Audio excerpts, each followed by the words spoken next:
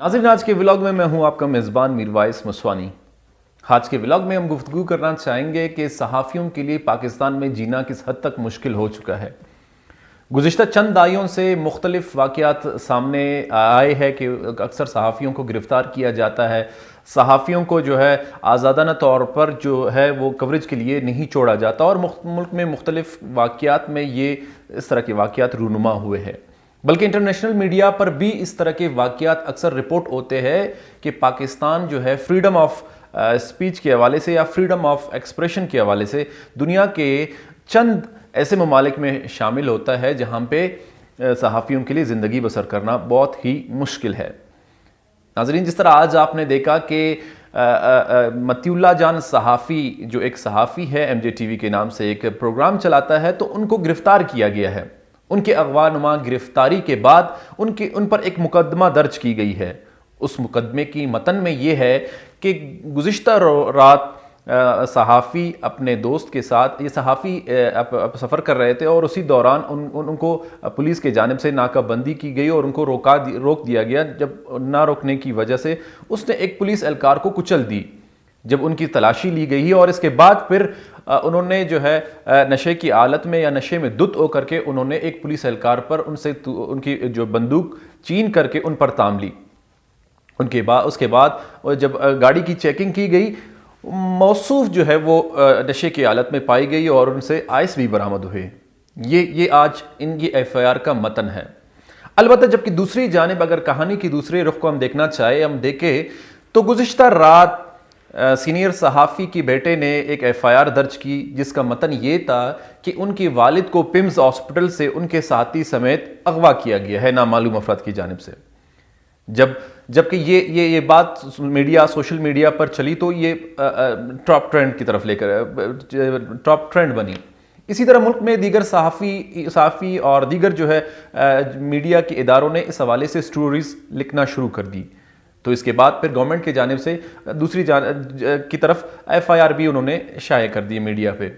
अलबत्ता ये बात जब उसी वक्त जब सहाफ़ी पिम्स हॉस्पिटल गए थे और उन्होंने कहा, उनकी जो बेटे का कहना था कि वो पिम्स हॉस्पिटल में गुज़िश्ता रोज़ PTI के धरने में हलाकतों के बारे में कंफर्मेशन लेना चाह रहे थे। अलबत्ता इसलिए उनको अगवा किया गया। दूसरी जानिब गुज़िश्ता रोज़ भी हमने देखा कि इस्लामाबाद जंग का मैदान रहा और वहाँ पे भी अक्सर सहाफ़ियों के लिए मुश्किलात का उनको सामना करना पड़ा। इसी तरह इस तरह की मुश्किलात का जो है वो सामना सीनियर सहाफ़ी आमिद मीर को भी करना पड़ा। इस तरह के मामलात गुज़िश्ता चंद सालों से बड़े पैमाने पे होते चले आ रहे हैं। ख़ास करके पाकिस्तान के दो सूबों में सहाफ़ियों के लिए जीना मुश्किल हो चुका है। बलूचिस्तान और KP में ये रोज़ इस तरह के मामलात रोज़ के मामूल बन चुके हैं। गुज़िश्ता रोज़ इस वाक़ये से कबल साकिब बशीर जो एक सहाफ़ी है नजी TV चैनल के, वो भी मतीउल्लाह जान के साथ थे। उन्होंने अपने एक बयान में कहा है कि BBC को एक इंटरव्यू देते हुए उन्होंने कहा है कि गुज़िश्ता रोज़ जब हम लाशों के हवाले से मालूमात लेने के लिए पिम्स हॉस्पिटल गए तो वहाँ से जब निकलते हुए पार्किंग में चंद नामालूम अफराद ने हमें गिरफ़्तार की और एक हमें खुफिया ठिकाने पर लेकर गए। जब हमसे सिर्फ इस हवाले से, उन्होंने कहा कि हमसे मज़ीद किसी हवाले से भी पूछगछ नहीं किया गया। अलबत्ता बार बार ये पूछता गया कि आप लोगों ने चाय पीनी है, क्या आपने वाशरूम अटेंड करनी है, या आप लोगों को सर्दी तो नहीं लग रही।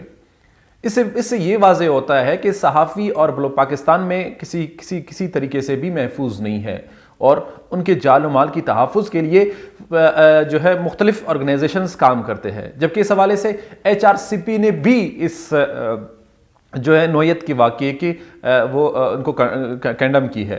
अलबत्ता ये बात वाज़ेह है और कॉन्स्टिट्यूशन ऑफ पाकिस्तान में भी इस बात को जो है स्टेट को ज़िम्मेदार ठहराया गया है कि एक्सप्रेशन, फ्रीडम ऑफ एक्सप्रेशन और किसी की राइट है। अलबत्ता ये गुज़िश्ता रोज़ के वाक़यात में भी काफ़ी सहाफ़ियों को मुश्किलात का सामना करना पड़ा। दूसरी जानिब PTI के तरफ से ये दावा किया जा रहा है कि उनके बड़े पैमाने पे लोगों को गुज़िश्ता रोज़ के ऑपरेशन में, जो ग्रैंड ऑपरेशन इस्लामाबाद में की गई, उनमें काफ़ी लोग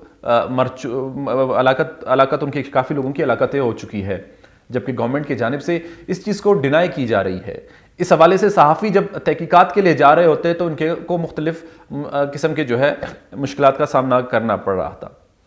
اسی طرح گزشتہ روز کے جو جلسے جلوس اسلام آباد کے جو سیاسی صورتحال تھے ان پہ بھی آپ نے دیکھا ہوگا کہ پاکستانی میڈیا مکمل طور پر خاموش پائے گئے، جبکہ مختلف صحافی حضرات نے ٹویٹر پر ٹویٹ کرتے ہوئے انہوں نے بتایا کہ ان کو بڑے سختی سے ان کو روکا گیا ہے کہ اس طرح کے معاملات کو کوریج کیا جانا۔